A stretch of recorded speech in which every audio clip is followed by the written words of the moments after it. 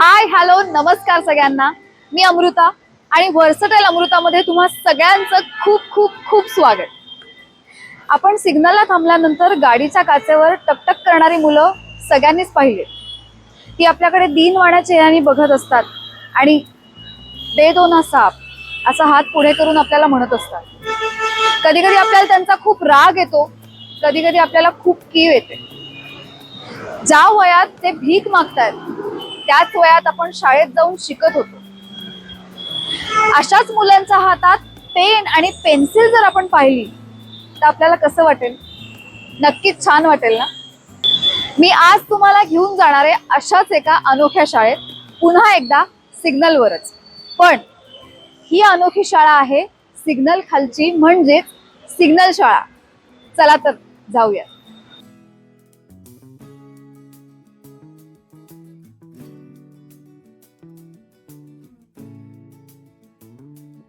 ठाणे महानगरपालिका आणि समर्थ भारत व्यासपीठ यांनी तिनात नाका पुलाखाली सिग्नल शाळा हा एक अभिनव उपक्रम सुरू केला.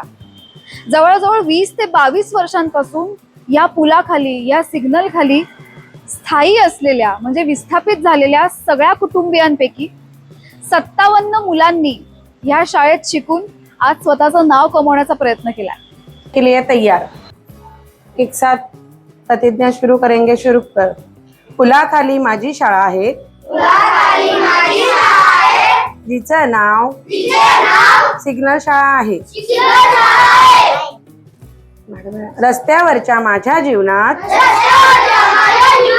समृद्ध आणि विविध अनुभव ती देत आहे. हे अनुभव आत्मसात करण्याचा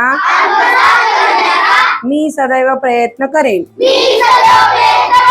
पेन पेन्सिल, वह्या पुस्तक, शाळेतील मैदान, शाळेतील कपाटे अशा सर्व वस्तूंचा मी आदर करेन. माझ्या पालकांचा, शिक्षकांचा व मोठ्या व्यक्तींचा मी आदर करेन. माझ्या शाळेची असलेले मैत्रीचे नाते अधिक बहरण्याचा मी सदैव प्रयत्न करेन. या भारत देशाचा सुज्ञ नागरिक बनण्याचा मी प्रयत्न करेन. जय हिंद, जय सिग्नल शाळा. श्लोक शुरू करेंगे. शुरू करो. गुरु ब्रह्मा गुरु विष्णु गुरुदेव महेश्वरा गुरु साक्षात परब्रह्म तस्मै श्री गुरुवे नमः. ओम शांती शांती. वक्रतुंड महाकाय सूर्यकोटि समप्रभ निर्विघ्नं कुर्मे देव सर्वकार्येषु सर्वदा. ओम शांती शांती. ओम भूर्भुवस्वः तत्सवितुर्वरेण्यं भर्गो देवस्य धीमहि धियो यो न प्रचोदयात्. हात नीचे. याच प्रयोगाच्या स्थापनेतून या उपक्रमाशी जोडले गेलेल्या समर्थ भारत व्यासपीठाचे मुख्य कार्यकारी अधिकारी म्हणजे भटू सावंत सर आपल्या या व्लॉगच्या निमित्ताने आपल्याला भेटतायत. तर आपण भेटूयात भटू सावंत सरांशी. सर, तुम्ही संक्षिप्त रूपात, खरं तर संक्षिप्त रूप म्हणणं खूपच ऑड आहे, कारण ह्याचं ह्याचं व्यासपीठच इतकं मोठं आहे, त्याचं संक्षिप्त रूप होऊ शकत नाही. पण तरी आपल्या व्लॉगसाठी तुम्ही आपल्या ऑडियन्सना याविषयी काय सांगू इच्छिता? सर्वप्रथम तर अमृताजी खूप खूप धन्यवाद. तुमच्यासारख्या संवेदनशील लोकांनी या सगळ्या विषयाकडे पाहणं आणि ते तुमच्या ऑडियन्सपर्यंत पोहोचवण्यासाठी मदत करणं ही मला असं वाटतं की ह्या ज्या समस्येला घेऊन आम्ही काम करतोय त्या समस्येला सोडवण्याच्या दृष्टिकोनातूनची ही मला असं वाटतं एक महत्त्वाची घटना आहे. त्यामुळे पहिल्यांदा तुमचं खूप खूप धन्यवाद. मूळ विषयाकडे वळायचं झालं तर सिग्नल शाळा की सिग्नलवरच्या मुलांसाठीची शाळा. तर समर्थ भारत व्यासपीठ गेली 23-24 वर्ष ठाणे शहरात काम करते आणि संस्थेच्या नावामध्ये 3 शब्द आहेत, समर्थ, भारत आणि व्यासपीठ. तर भारत समर्थ बनवण्यासाठीचं एक व्यासपीठ उभं करणं हे खरं तर या सगळ्या संस्थेचं मूळ गाभा आहे. आपण मग भारत समर्थ करणं म्हणजे काय, कारण समर्थच्या व्याख्या खूप वेगवेगळ्या असू शकतात, व्यक्तिपरत्वे आणि संस्थेपरत्वे वेगवेगळ्या असू शकतात. परंतु जर भारत समर्थ करायचं असेल तर सगळ्यात मूलभूत गोष्ट अशी आहे की शेवटच्या ओळीतला शेवटचा माणूस जोपर्यंत समर्थ होत नाही तोपर्यंत भारत समर्थ होणार नाही. आणि मग शेवटच्या ओळीतला शेवटचा माणूस कोण आहे? जर आपण शिक्षण क्षेत्रामध्ये जर विचार केला तर अशी कोण लोक आहेत की ज्यांच्यापर्यंत अजून शिक्षण पोहोचलेलं नाहीये आणि शेवटच्या ओळीतला शेवटचा माणूस कोण आहे? जेव्हा आम्ही ठाणे शहरामध्ये संस्था जेव्हा काम करत होती तेव्हा आमच्या लक्षात यायला लागली की अरे सिग्नलवरती खूप मुलं आहेत आणि जी पिढ्यानपिढ्या इथे राहत आहेत आणि ते अजूनही शिक्षणाच्या मूलधारेत आलेली नाहीये. मग अशा सगळ्या मुलांना आपल्याला शिक्षणाच्या मूलधारेत आणायचं असेल तर काहीतरी हालचाल केली पाहिजे. म्हणून मग या मुलांसाठी सिग्नल शाळा नावाचा हा उपक्रम साधारणतः एक 12 वर्षापूर्वी सुरू झाला आणि त्या उपक्रमाच्या माध्यमातून आता बरीच मुलं जी आहेत ती शिक्षणाच्या मूळ प्रवाहात आली. तुम्हाला याची सुरुवात करताना मला असं वाटतं नक्कीच खूप हर्डल्स आले असतील, कारण आपण फक्त बघतो भीक मागणारी मुलं. मला असं प्रामाणिक माझं मत आहे की कोणीही काही आनंदाने इथं भीक मागत नाही. कुठून तरी येऊन, कुठून तरी मायग्रेट होऊन, जसं आपण चर्चा केली होती याआधी की कुठून तरी मायग्रेट होऊन आल्यानंतर त्यांना असं वाटतं या शहरांमध्ये आल्यानंतर आपण उपाशी राहणार नाही किमान. पण आपला समाज आणि आपल्या हे जे काही सगळं आपलं सरकार किंवा खूप गोष्टी आहेत ज्या या सगळ्या गोष्टींच्या अंडर, त्या सगळ्यातनं पार होताना त्यांना असं लक्षात येतं की अरे आपण इथे एक्झिस्टच करू शकत नाही. मग आपण काय करायचं? मग माणूस उपाशी तर मरू शकत नाही. आता आपण सगळं आपलं गाव सगळं चंबुगबाळावरून आपण इथे आलोय एक आशेनी की आता आपल्याला आपली पोटं तरी भरतील किमान आणि एक छत मिळेल. पण हा इतका मोठा उपक्रम हाती घेताना, ही सुरुवात करताना काय काय हर्डल्स आले तुम्हाला? मलाही जाणून घ्यायला आवडेल आणि प्रेक्षकांना पर्यंत पोहोचवायलाही खूप आवडेल. बिलकुल. अडचणी तर सगळ्या कामांमध्ये असतातच. तसंच सिग्नल शाळेच्या उभारणीपासून तर आत्ताच्या या 10-11 वर्षाच्या सगळ्या प्रवासामध्ये खूप अडचणी आल्या.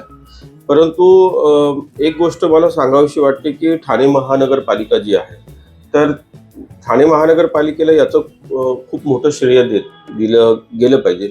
कारण जेव्हा आम्ही ही कल्पना घेऊन आलो की सिग्नलवरच्या मुलांसाठी एक शाळा सुरू करायची आणि ती पण सिग्नलवरतीच आणि फ्लायओव्हर खालीच असायला हवी असा आमचा एक आग्रह होता.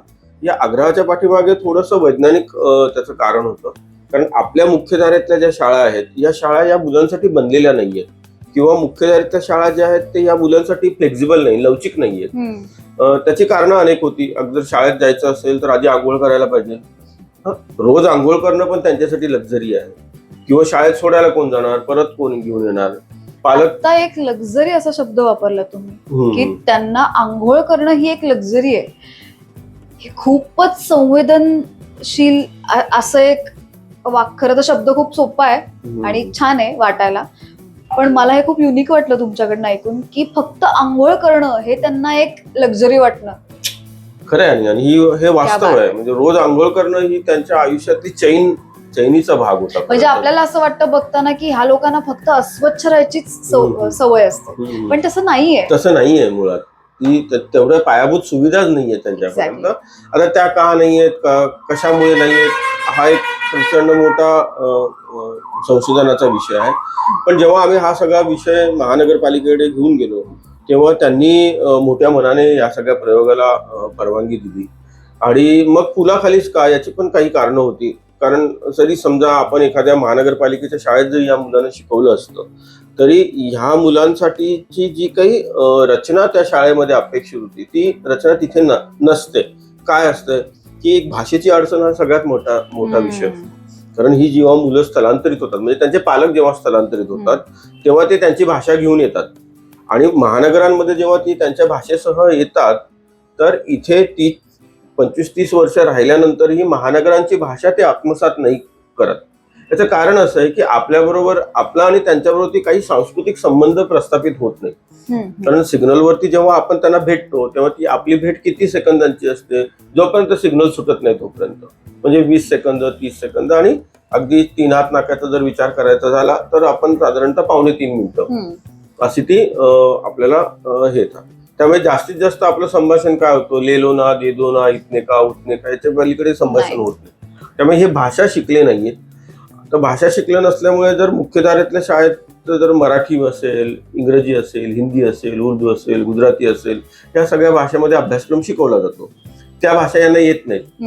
त्यामुळे जर समजा एखाद्या शाळेत त्यांना ऍडमिशन दिलं तर शिक्षक काय बोलतात ते त्यांना कळणार नाहीत आणि मुलं काय बोलतात ते शिक्षकांना कळणार नाही. आणि यामुळे होणार काय, तर यामुळे ना संभाषण होणार नाही. आणि जर संभाषणच होणार नसेल तर शिक्षण कसं होणार. त्यामुळे एक अशी शाळा अपेक्षित होती की जी त्यांच्या पद्धतीने लवचिक असेल, अशी शाळा जी त्यांच्या भाषेपासून सुरू होईल, अशी शाळा जी त्यांच्या आंघोळीपासून सुरू होईल, अशी शाळा जी त्यांच्या बॅकलॉग पासून सुरू होईल. म्हणजे त्यांचे जे सगळे अनुशेष होते, मग हे अनुशेष वेगवेगळ्या प्रकारचे अनुशेष आहेत.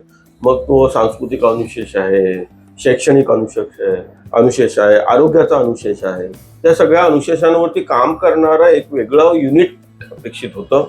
आणि मग त्या सगळ्या कल्पनेतून ही पुलाखाली शाळा सुरू झाली. आणि मला ठाणेकर जे नागरिक आहेत त्या सगळ्यांचा खूप जबरदस्त प्रतिसाद या सगळ्या शाळेच्या मागे मिळाला. कारण अशा पद्धतीचा उपक्रम राबवायचा असेल तर हा काही कुठल्या सामाजिक संस्थेचा उपक्रम नाही होऊ शकत, हा आपल्या समाजाचा उपक्रम आहे. आणि त्या सगळ्या समाजाने हे धरून घेतलं की माझ्या समाजातली एखादी समस्या आम्हाला सोडवायची आहे, ठीक आहे, पुढाकार कुठली तरी एक समर्थ भारत व्यासपीठ नावाची संस्था घेते, परंतु मी त्याला मदत केली पाहिजे. मग मी मदत केली पाहिजे, मग समाजातल्या सगळ्या घटकांनी यांना मदत केली. मग आमचे महानगरपालिकेचे प्रशासकीय अधिकारी असू दे, इथले लोकप्रतिनिधी असू दे, किंवा ठाण्यातले जे सगळे कलावंत आहेत, आता तुमच्यासारखे कलावंत जे आज येऊन इथे मुलाखत घेत आहेत, तर मला असं वाटतं की हे जिवंत कलावंत असण्याचं लक्षण आहे.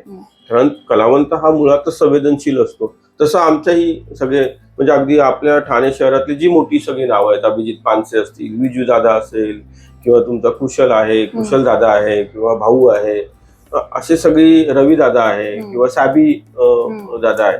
तर या सगळ्या लोकांनी खूप भरभरून इथे मदत केली आणि ही समस्या सोडवायला आम्ही सुरुवात केली. आणि या 12 वर्षामध्ये मला असं वाटतं की एक समाधानकारक काम ची सुरुवात झाली. म्हणजे काम झालं नाहीये, कामाची सुरुवात झालेली आहे. जवळपास आता आपली 16 मुलं 10वी पास झाली, त्यातली 4 मुलं इंजिनियर झाली, एक मुलगा आता ग्रॅज्युएट होऊन PSI ची परीक्षा देतोय. त्याच्यानंतर आमची 5 मुलांचा फॅब्रिकेशन डिप्लोमा कम्प्लीट केला. आम्ही त्यांची एक कंपनी रजिस्टर केली आणि ती आता चांगलं रोजगार कमवते. मला आता तुमच्या बोलण्यातनं असं कळलं की आपल्याला आपली भाषा त्यांच्यापर्यंत पोहोचवण्यासाठी त्यांची आधी भाषा आपल्याला समजणं आणि मग आपण आपली प्रमाण भाषा शिकवणं, हे तुमच्यासाठी एक मोठा प्रश्न उभा राहिला होता. मग तुम्ही त्यावर सोल्युशन कसं काढलं? म्हणजे मग आपल्या शिक्षकांना त्यांची भाषा आधी शिकावी लागली आणि मग आपण त्यांना आपली प्रमाण भाषा शिकवण्याचा प्रयत्न केला. अगदी मूलभूत विषयावरती तुम्ही प्रश्न विचारला. तर आमच्याकडे आरती परब नावाच्या शिक्षिका आहेत, ज्या या प्रकल्पाच्या प्रमुख आहेत. तर त्या मुळात एक प्रयोगशील शिक्षिका आहेत. तर त्या जेव्हा या स्थापनेपासून, म्हणजे या शाळेच्या सर्वेक्षणापासून त्या इथे जोडलेल्या आहेत, तर त्यांना जेव्हा लक्षात आलं की अरे ही वेगळ्या भाषेतली मुलं आहेत, तर यांना आपल्याला अभ्यासक्रमाची भाषा शिकवण्यासाठी काहीतरी वेगळं करायला लागेल. म्हणून त्यांनी ही वेगवेगळ्या प्रकारची 4 पुस्तकं तयार केली. म्हणजे आता ही समजा, ही आता पहिलं पुस्तक आहे ते बोलीभाषा ते प्रमाण भाषा. म्हणजे ती जर मुलं पारधी भाषेत बोलतायत तर त्या पारधीच्या बोलीभाषेतून त्यांना प्रमाण भाषेपर्यंत आणलं पाहिजे. ही शिक्षणाचा पहिला टप्पा आहे. तर तो पहिला टप्पा साठी म्हणून त्यांनी एक पुस्तक हे केलं. मग नंतर आपला काय असतो, छोटा शिशू मोठा शिशू असतो ना, तर मग छोटा शिशू मोठा शिशू साठीचं एक पुस्तक आरतीजींनी तयार केलं. नंतर मग 1ली ते 4थीचं एक पुस्तक तयार झालं आणि 5वी ते 10वीचं एक पुस्तक झालं. आता याच्यातून झालं काय की याच्यातून ह्या मुलांच्या मूलभूत समस्यांवरती काम सुरू झालं. म्हणजे आता तुम्ही जेव्हा बोलीभाषा ते प्रमाण भाषा या विषयात जर आपण गेलो तर म्हणजे आपण आई शिकवतो ना, तर इथे आई त्यांना बोललो तर कळणार नाही, आजो बोलला पाहिजे. म्हणजे म्हणजे आजो, ई म्हणजे इंडू, अंड्याला इंडू. हा इंडू, अंड्याला इंडू बोलतात. तर अशा पद्धतीचं ती सगळी तयारी वा. आरतीजींनी करून घेतली आणि शिक्षकांनी देखील ती पारधी भाषा शिकली अगोदर. मग त्यांना म्हणजे मग काय झालं की मुलांना शिकवण्याच्या अगोदर शिक्षक शिकले बरोबर. आणि शिक्षक जेव्हा शिकवायला सुरुवात केली तेव्हा म्हणजे लर्निंगची प्रोसेस असते ना ती, तर लर्निंगच्या पण प्रोसेसच्या अगोदर आरतीजींनी डी लर्निंगची प्रोसेस सुरू केली. कारण ह्या मुलांनी जे काही चुकीचं शिकलेलं असेल, काही परिस्थितीमुळे ते झालं असणार, तर आधी ते खोडून काढलं पाहिजे, पाटी पूर्ण कोरी केली पाहिजे आणि त्या कोऱ्या पाटीवरती आपल्याला जसं अपेक्षित असं चांगलं आहे ते लिहिलं पाहिजे. तर हे काम मला असं वाटतं आमच्या सगळ्या शिक्षकांनी मिळून, आरती असतील, आमची शैला देसले असतील किंवा बाकीच्या सगळे आमचे जे शिक्षक आहेत त्यांनी सगळं केलं. त्याच्यानंतर पुढचा जो टप्पा येतो तो इतर अनुशेष भरण्याचा. शैक्षणिक अनुशेषावरती काम करत असताना सगळ्यात महत्वाचा मुद्दा जो आलाय की आधी यांना मूल करणं. म्हणजे ती मुलंच राहिलेली नव्हती, म्हणजे त्यांनी इतक्या प्रतिकूल परिस्थितीमध्ये काम केले की मग म्हणजे ते आमचा 4-4.5 वर्षाचा झाला, तो थोडासा चालायला लागला की वडील त्याला भीक मागायला पाठवून दिलं. तर तेव्हापासून तर खायचं असेल किंवा खायचं असेल तर त्यांना संपूर्ण जगणं त्यांचं आहे ना ते एकदम त्रासदायक आणि हे असल्यामुळे त्यांचं बालपण सगळं हरवून गेलेलं. त्यामुळे शाळेत आल्यानंतर आधी ते मूल नीट झालं पाहिजे, ते रडलं पाहिजे, त्यांनी हट्ट केला पाहिजे, त्यांनी अशा पद्धतीचं त्यांचं बालपण परत आणण्याचं काम सुरुवातीला त्यांनी केलं. मग बालपण परत आल्यानंतर काय होतं की एक लहान मुलगा असतो तो उपजत शिकत असतो वेगळ्या पद्धतीने, तर ते शिकण्याची प्रोसेस सुरू झाली. मग त्याच्यानंतर मग त्यांचा आरोग्याचा अनुशेष असतो. म्हणजे ही सगळी मुलं जेव्हा आली तेव्हा सगळी कुपोषित होती, कारण त्यांची आईच कुपोषित असते. ती बाळ जेव्हा पोटात असतं तेव्हा ती नीट खात नाही, बरं हॉस्पिटलायझेशन नसतं. म्हणजे आज आपण ठाण्यासारख्या शहरामध्ये देखील ही सगळी जी मुलं आहेत ही रस्त्यावरती जन्माला आलेली मुलं, नो हॉस्पिटलायझेशन. तर मग त्यामुळे तुमच्या त्या डिलिव्हरीमध्ये कॉम्प्लिकेशन्स असतात, अनेक प्रॉब्लेम्स असतात. त्यामुळे त्याच्यावरती काम केलं पाहिजे.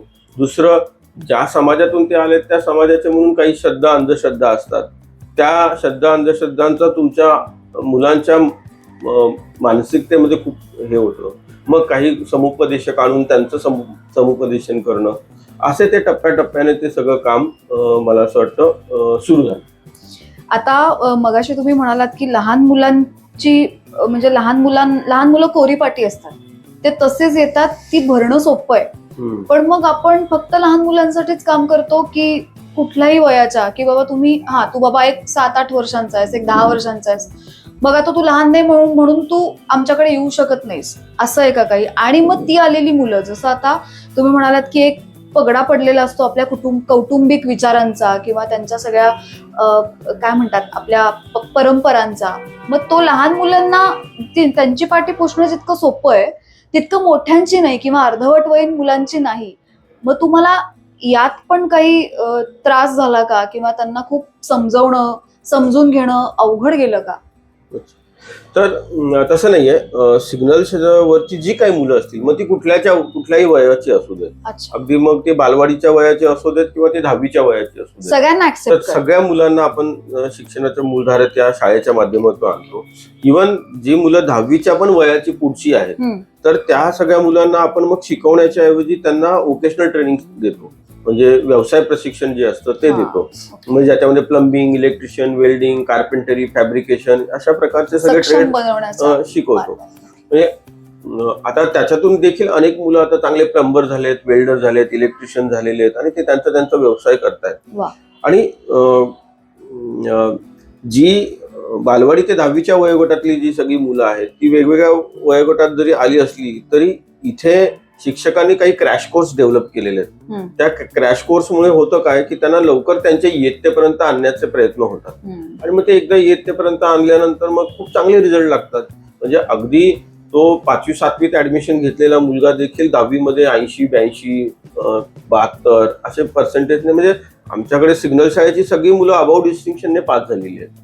म्हणजे हा एक खूप समाधानकारक गोष्ट, खूपच मोठी गोष्ट आहे खरं ते. म्हणजे मला असं वाटतं की आपण ज्या शाळांमधनं शिकलोय त्याही शाळेत इतकं इगरनेस आणि अर्ज नसते की नाही मला इतके टक्के पाडायचे किंवा मला डेडिकेटली अभ्यास करायचा आहे. आपल्याही सारख्या शिकणाऱ्या शाळांमधली मुलं सुद्धा अगदी 35% पास होतात. पण मला असं वाटतं हे खूप कमेंडेबल आहे की इथे येऊन इतक्या बिकट परिस्थितीतनं शिकून स्वतःचं सगळं आधीचं पुसून काहीतरी आपण नवीन आपल्या पाठीवर लिहितोय आणि ते आयुष्यभर जपणार आहोत. ही खूप मोठी गोष्ट आहे. अमृताजी, एक तुम्ही आता शाळांचा सगळा उल्लेख केला, तेव्हा मला या सगळ्यामध्ये समर्थ भारत व्यासपीठ म्हणून प्रकर्षाने सांगायचं की आमची स्पर्धा आता शाळांशी नाहीच आहे. मुळात आमची स्पर्धा एकूणच शिक्षण व्यवस्थेशी आहे. म्हणजे इतर शाळांच्या स्पर्धेतून आम्ही कधीच पुढे गेलेलो आहोत. एक उदाहरण द्या ना मला. ते उदाहरण तुम्हाला मी देतो की सिग्नल शाळा अशी एकमेव शाळा आहे की ज्याचं स्वतःचं रोबोटिक लॅब आहे. म्हणजे आम्ही स्वतंत्र, आमचे मुलं AI शिकतात, कोडिंग शिकतात, रोबोट्स बनवतात, अशी एकमेव शाळा आहे. दुसरं आमचं विद्यार्थी शिक्षक गुणोत्तर जे प्रमाण असावं लागतं, जे आता NEP मध्ये आहे, न्यू एज्युकेशन पॉलिसीमध्ये जे आहे, तर त्या पॉलिसीमध्ये जे आहे त्याच्यापेक्षा उत्कृष्ट गुणोत्तर प्रमाण आमच्याकडे आहे. आम्ही जवळपास 8-9 विद्यार्थ्यांच्या मागे एक शिक्षक इथे अपॉइंट केलेला आहे. आणि आपल्या शाळांमध्ये 60 मुलांवर एक टीचर. बरोबर आहे. किंवा अगदी आमच्याकडे आता सिग्नल शाळा बँक आहे, म्हणजे ते बँकिंग शिकवलं जातं. संगणक कक्ष आहे, म्हणजे मग ती कॉम्प्युटर शिकवला जातो. रोबोटिक लॅब आहे, रोबोटिक शिकवलं जातं. वेल इक्विप अशी आमची सायन्स लॅब आहे, जिथे सगळे जवळपास 400च्या वरती सायन्सचे प्रयोग जे आहेत ते कृतीरूपात शिकवले जातात. आमची एकमेव शाळा अशी आहे की ज्यांच्याकडे स्वतंत्र 4 क्रीडा शिक्षक आहेत. म्हणजे अनेक शाळांमध्ये एक क्रीडा शिक्षक असतो, आमच्याकडे 4 क्रीडा शिक्षक आहेत. म्हणजे व्हॉलीबॉल, म्हणजे कबड्डी, खो खो पासूनचे मैदानी खेळांसाठी वेगळं, स्केटिंगसाठी एक वेगळा क्रीडा शिक्षक आहे. त्याच्यानंतर बॉक्सिंग, कराटे, लाठीकाठीसाठी वेगळा क्रीडा शिक्षक आहे. आणि दुसरं सगळ्यात महत्वाची गोष्ट म्हणजे एकमेव शाळा अशी की ज्याच्यामध्ये स्पोर्ट्स नर्सरी आहे. म्हणजे आपण जी नर्सरी म्हणतो ना, म्हणजे बालवाडी किंवा अंगणवाडी जी असते, तर तशी क्रीडा अंगणवाडी आहे. म्हणजे साधारणतः 4 वर्षापासून तर 8 वर्षापर्यंतच्या मुलांना लहानपणापासूनच खेळाडू म्हणून बनवण्यासाठी आम्ही तयार करतो. मग ते ऍथलेटिक असू दे किंवा लांब उडी हे पासूनचं सगळं, तसं स्पोर्ट्स नर्सरी आहे. आमचं स्वतःचं वोकेशनल ट्रेनिंग सेंटर आहे, ज्याच्यामध्ये 3 चांगले असे टीचर्स आहेत जे तुम्हाला प्लंबिंग, वेल्डिंग, इलेक्ट्रिशियन हे अगदी वयाच्या म्हणजे इयत्तेच्या 7वी इयत्तेपासून शिकवायला सुरुवात करतात.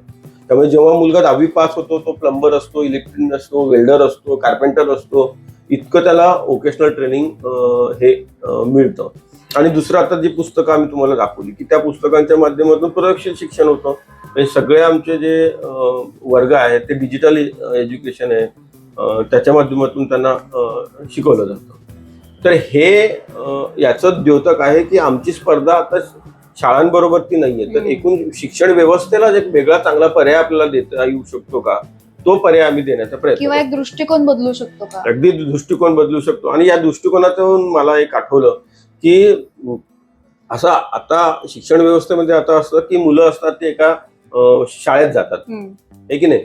आमचं एकदम उलट आहे, मुलं कुठे आहेत तिथे आम्ही आलेलो आहे. म्हणजे मुलांकडे शाळा नावाचा असा सगळ्याचा हा विषय आहे. खूपच सुंदर कॉन्सेप्ट आहे. म्हणजे आपण शाळेत जातो पण तुम्ही मुलांपर्यंत शाळा आणली आहे. बिलकुल. आणि आताच्या परिस्थितीमध्ये आपल्याला असंच अपेक्षित आहे. आज शिक्षण व्यवस्थेतलं जे इन्फ्रास्ट्रक्चर, पायाभूत सुविधा ज्या आहेत त्या आपल्या एक समजा 70% मुलांना मिळतात जे मध्यमवर्गीय, उच्च मध्यमवर्गीय आहेत त्यांच्यासाठीच्या आहेत. पण 30% अशी लोक आहेत ना की ते शाळेत जाऊ शकत नाहीये, शाळाच त्यांच्या जवळ आणावं लागणार आहे. असे अनेक प्रयोग झाले आपले. साखर शाळेसारखा प्रयोग झाला, म्हणजे तुमचा ऊसतोड कामगारांच्या मुलांसाठी साखर शाळा सुरू झाल्या, वीटभट्टीच्या मुलांसाठीच्या भोंगा शाळा सुरू झाल्या, किंवा नर्मदेच्या त्या किनाऱ्यावरती आपल्या सरस्वती शाळा सुरू झाल्या. तर अशा अर्बन जे पॉप्युलेशन आहे, जे होमलेस आहे, सिग्नलवरती राहतंय आणि आउट ऑफ स्कूल आहे, त्यांच्यासाठी हा सगळं मॉडेल म्हणून आता सिग्नल शाळा उभं राहते. आणि या मॉडेलच्या रिप्लिकास देखील आता सुरू झाल्यात. म्हणजे आता आपण नेरूळमध्ये आपली सिग्नल शाळा सुरू झाली, आता चेंबूर अमरमहलच्या इथे आपली आता सिग्नल शाळा सुरू. वा.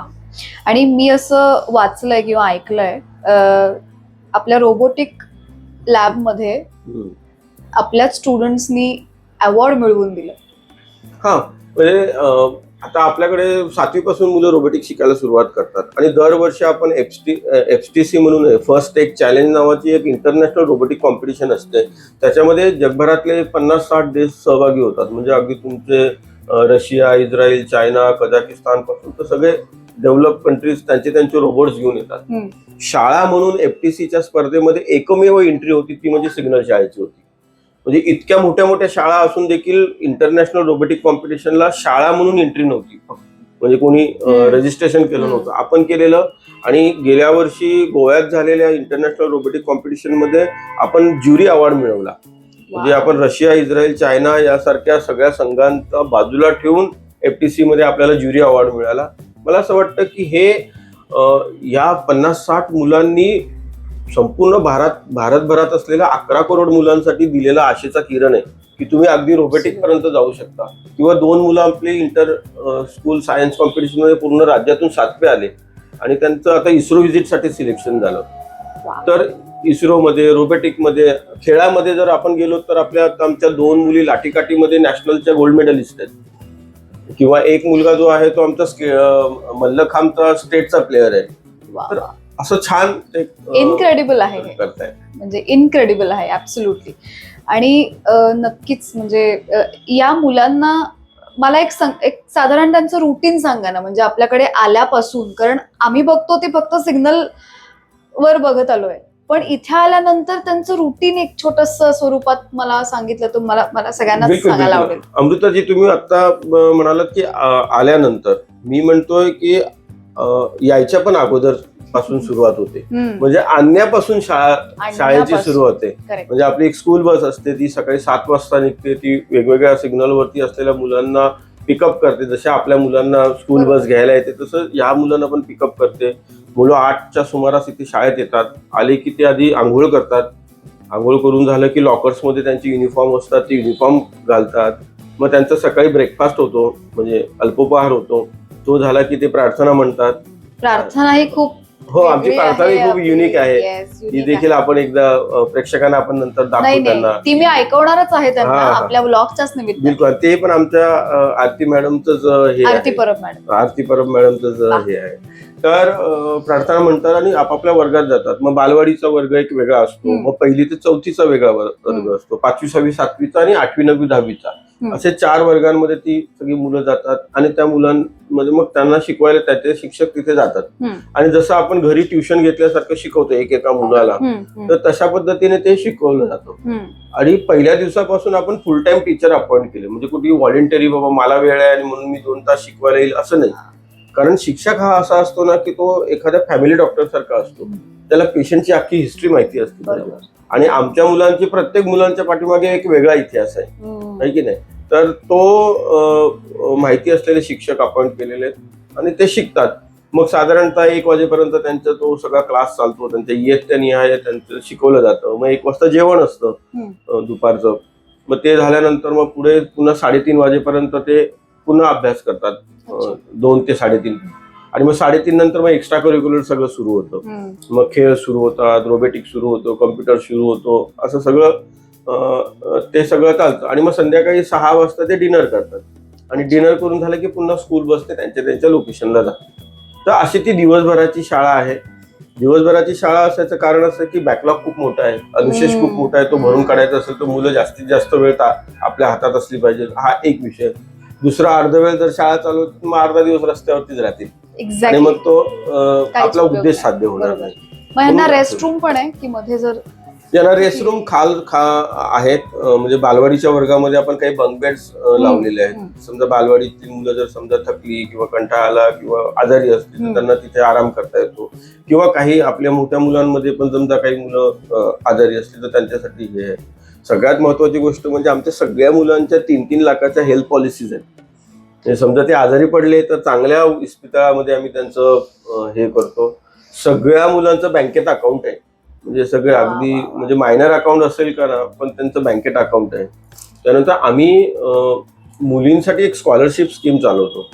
साधारणतः पारधी समूह असल्यामुळे हे पारधी समाजामध्ये साधारणतः 13-14 वर्षाची मुलगी झाली की तिथं लग्न करण्याची त्यांना हे आहे, म्हणजे ते करतात.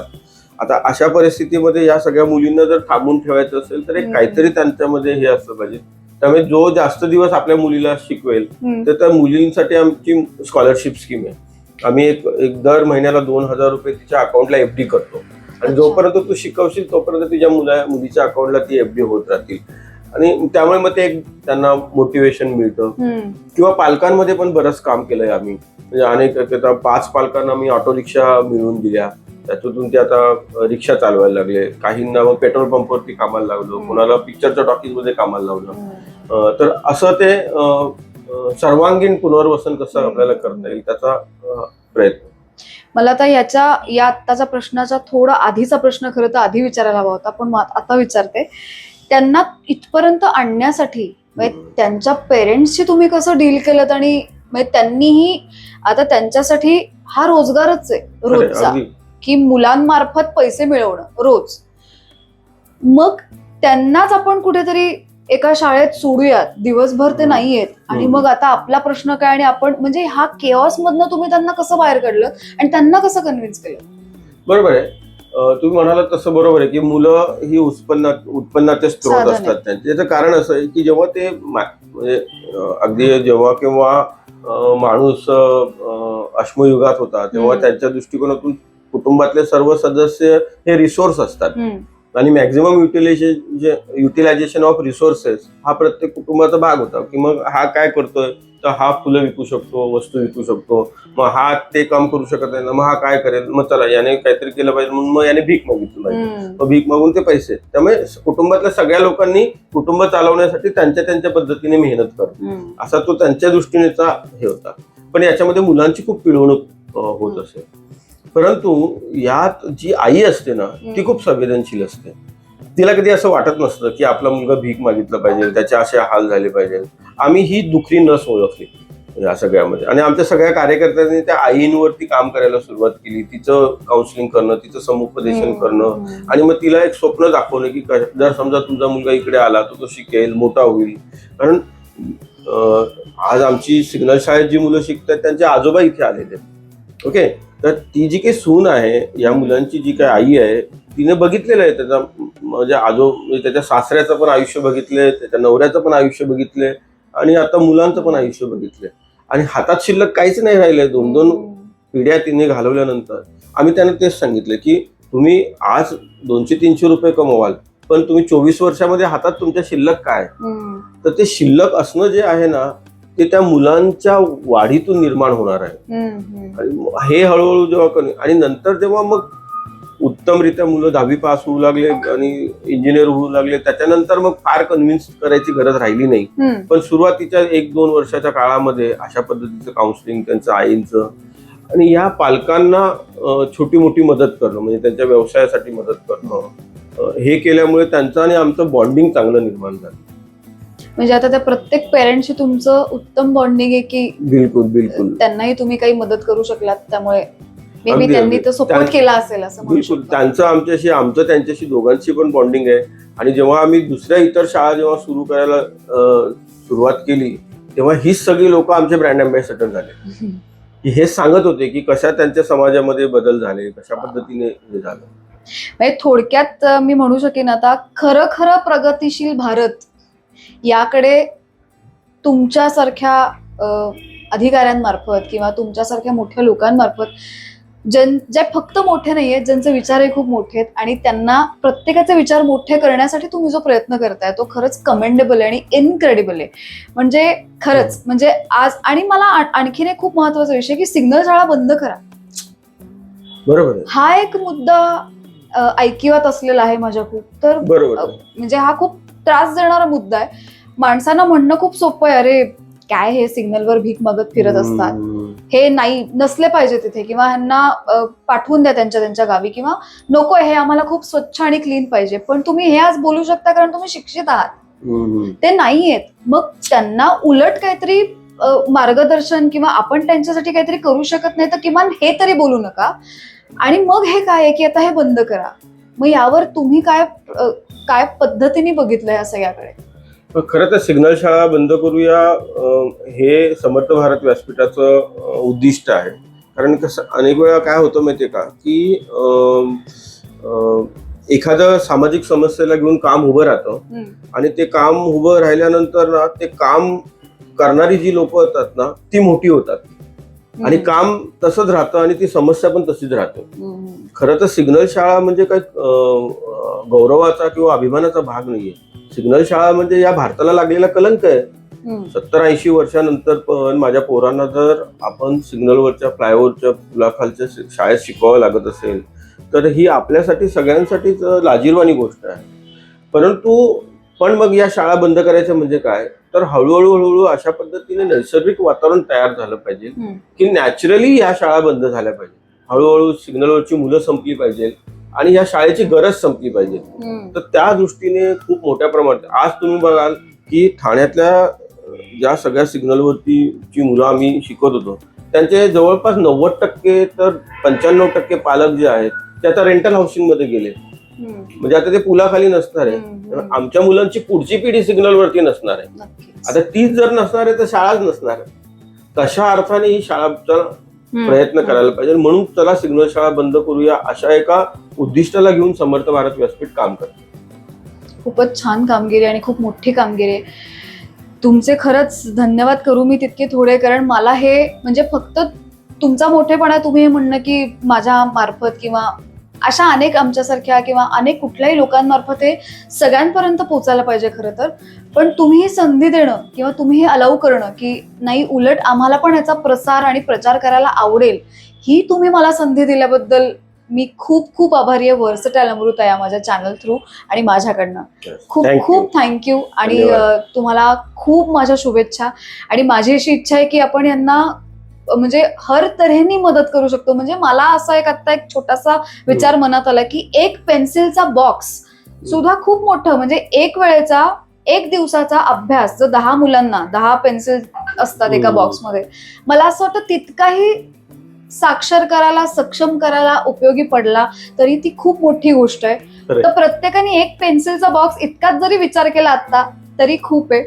मग करणाऱ्याला लिमिट नाहीये. सो तुम्हाला जितकं शक्य आहे जितकं पॉसिबल आहे तितका ह्या एक तर गोष्टी पोचवा लोकांपर्यंत. आणि हे बंद जर करायचं असेल आपल्याला तर यांना सपोर्ट करणं खूप गरजेचं आहे, यांना डोनेट करणं खूप गरजेचं आहे. मग वेगवेगळ्या गोष्टी आहेत ज्या तुम्ही, आणि आपण फक्त तिन्हात नाक्याशीच लिमिटेड नाही होत, अजूनही मला नेरूळ आहे, चेंबूर आहे, नेरूळ आहे, या 2 अजूनही ठिकाणी. आणि मला असं वाटतं हे वाढत जावं. आता गुजरात आहे, हैदराबाद आहे, दिल्ली आहे, आंध्र आहे, खूप ठिकाणं आहेत महाराष्ट्रातली, महाराष्ट्राच्या बाहेरची. सो तुम्ही या सगळ्या लोकांना मदत करूयात आपण, असा मी एक अजेंडा आज घेतलाय असं मी म्हणू शकते. आणि yes, thank you so much. Thank you.